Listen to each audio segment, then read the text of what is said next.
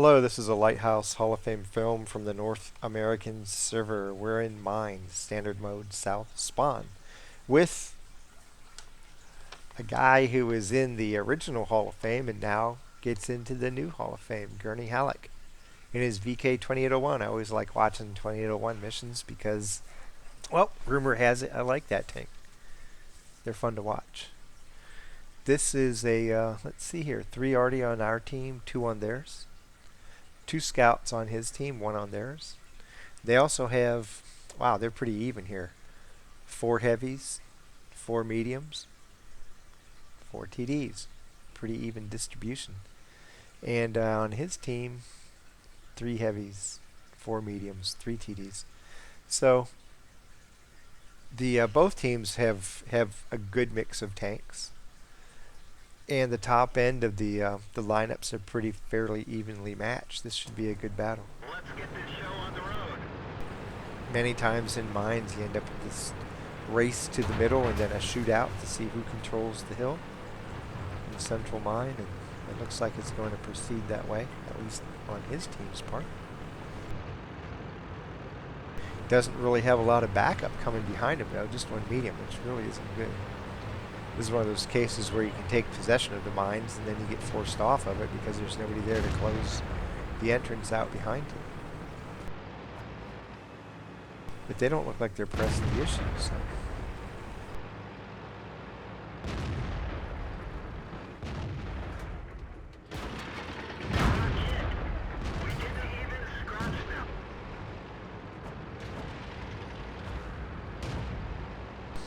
He doesn't want to keep pulling out and playing peekaboo with the guy who has his guns trained right on him, so can't let these guys come to him.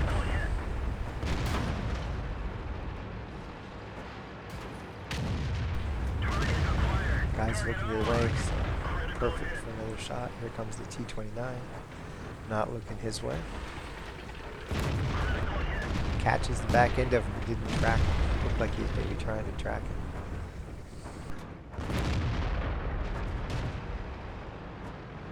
And the trouble with it, when they're looking right at you, you gotta kind of pull out and make a snapshot. This tank's not really great at snapshots, so sometimes you miss what looks like it should be an easy shot.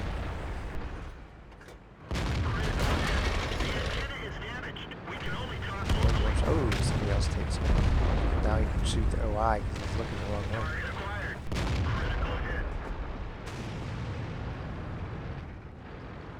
And the E2's not looking at him either. Wow. This is nice as long as they keep looking to the south. He's going to get a lot of damage. There we go. Track that dude. Come on, Artie. Hit him.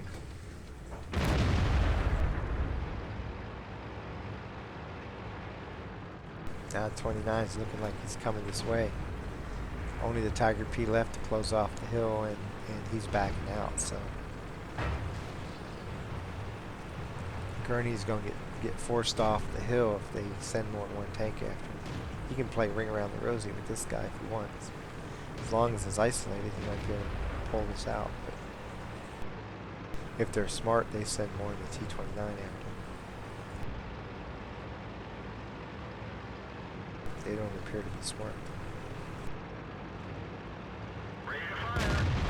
And now he's just going to shoot and run for it. Let's find another target.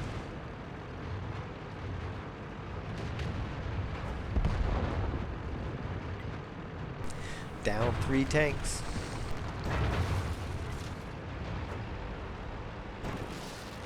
Both these TDs are easy one-shots for him. The Hellcat is because he's hurt. The T-67 frequently is a one-shot even if he's full health. One of our tracks is damaged.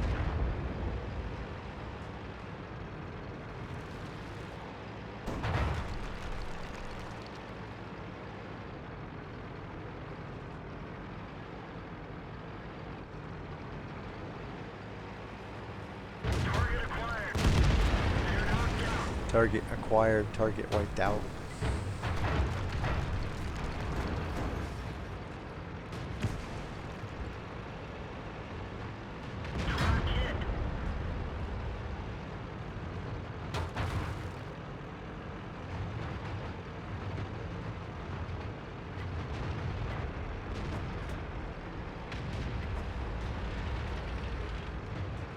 He could go up on the hill and take these guys out now. They're each one-shots.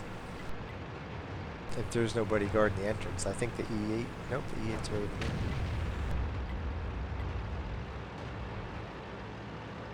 there. It was the E2 on the hill that he already died, so he's going to come over and help out the 152 who's getting circled.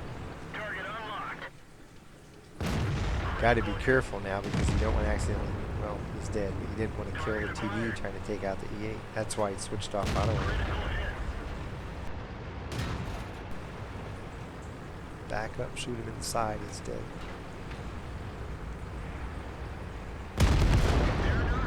Gets an ammo rack to boot. Still down 2 tanks. But their 2 heavies are severely hurt. Artie's going after him.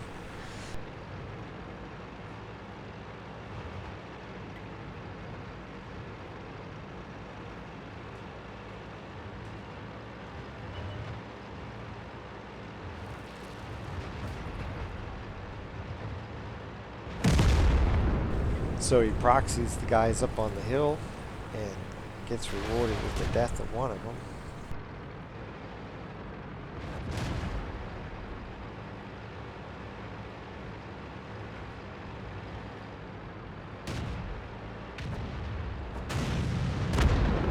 And the second one too.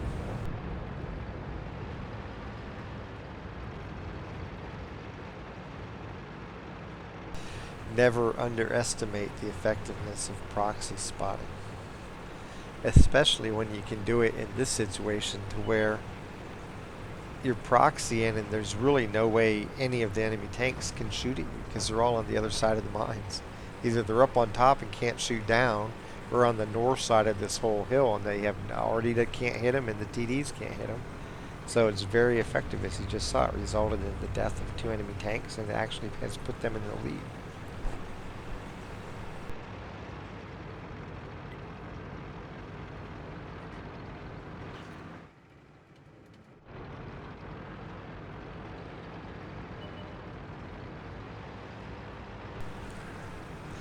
And there's the SC-100 about to die, but not realizing it.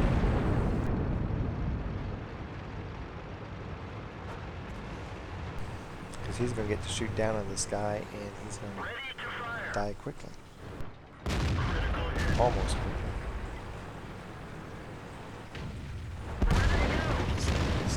He's already still shooting. Artie's not missing it by much, but it doesn't have to be a lot as long as you don't take splash damage. Scorpion's another tank that withers under heat and HE. No sense wasting heat on the Scorpion. Now it's just the 2 TDs.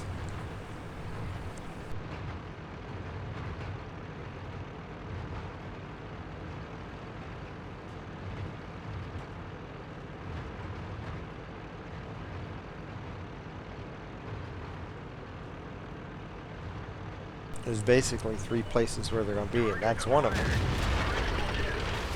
That M44 is lucky he gets to live a few more seconds. Could have easily been a one-shot. Up here on Sniper Hill is one, the second one's back in these bushes, and the third one's out here on the north side of these rocks, is where you would expect them to be. And there the GW Panther is backing up. He's going to try to force people to come to him. He's looking to get one more kill before he dies. Oh, and he pulls out. Well, that was stupid. And there he dies. And there's the game. GurneyHallek gets 2,415 damage and 6 kills. 19 of 22 shooting, 86%. 1,347 assisted damage in 6 spots. Earned 30,386 credits. Got 1 big cat point right there at the end because he played it smart. I'll talk about that in a second. He got 2,519 XP and survived the fight. Got a high caliber and top gun, as well as spotter, bruiser, demolition expert, duelist, and fire for effect mini medals. It gives him a battle score of 2,594, and that puts him in ninth place on the VK 20-1 list. Initial rush to the hill, not very well supported from behind, but just enough tanks pulled up that the enemy team was hesitant to move forward. If they would have all just moved forward, they could have swept the hill and probably won the fight. But they took too long in realizing that they had a big numbers advantage. And he was able to keep sniping them from the side because they kept looking to the south and not really trying to ward him off. So it let him rack up some good damage early on. When they finally did get up on the hill, he ran around the center of the hill and then took a shot as he went out and escaped, and was able to come up here and help with the TDs that were up here, and then just run around the map and go into search and destroy mode and pick people off. We came down here, ended up on the E8, got the kill shot, came back up here, and just right along this ridge, whenever you have, doesn't matter where, anywhere around from here all the way around to here, especially when they're on your side of the map. You can sit down here at the base. They can't shoot you unless they pull way out and point way down, at which point they're committed. They can't recover, and they'll probably take damage falling down the cliff. You can proxy spot people. In this case, he had two heavies and an Artie back here helping him out, and they were able to eliminate both heavies on the hill because he was willing to sit there and let somebody else get the credits and XP for killing them. And like I said, you can do it all the way around here. As long as you're within 50 meters of the people, if they're up at the edge of these cliffs, you can proxy spot them. It's something to keep in mind whenever you're in a situation where you can proxy. And I'm getting ready to make a whole video on just proxy spotting and talk more about it. There's other cases where you can use it. And then it was just off to find the last two tanks, which are both artillery. On this map, they tend to be on Sniper Hill, in the bush right back here, or where the GW Panther was back here in this rock. And he would have been smarter just to stay back there behind the rock and let people come to him. He probably would have had at least been able to get off one more shot, maybe get a kill out of it. So, and what I said at the end was he was smart to move on cap. If you're right at the end of the battle, and after you get the last kill, you have a few seconds before the battle fight ends, move on cap. You may only get one cap point, but it's worth maybe one extra credit and one extra XP, which in the course of one battle means nothing. Over the course of 10, 20,000 times that you do it, it adds up, you know. So as long as you have a way to get a couple extra credits and XP at the end of the battle, go for it. Get on cap. It's not like you're trying to farm cap points. You're trying to farm XP and credits. You're trying to get a little bit extra more to help your climb up the ladders, help your crew. And it's not going to be much, but like I said, long term, it adds up. So just always be aware of that. If you're ending the battle close to the cap circle, get on cap circle and take advantage of that little bit of extra bonus that you get from mines. Standard mode south spawn. Back into the Hall of Fame in the new edition. Congratulations, Gurney, and I hope to see more of you in the future. Happy hunting.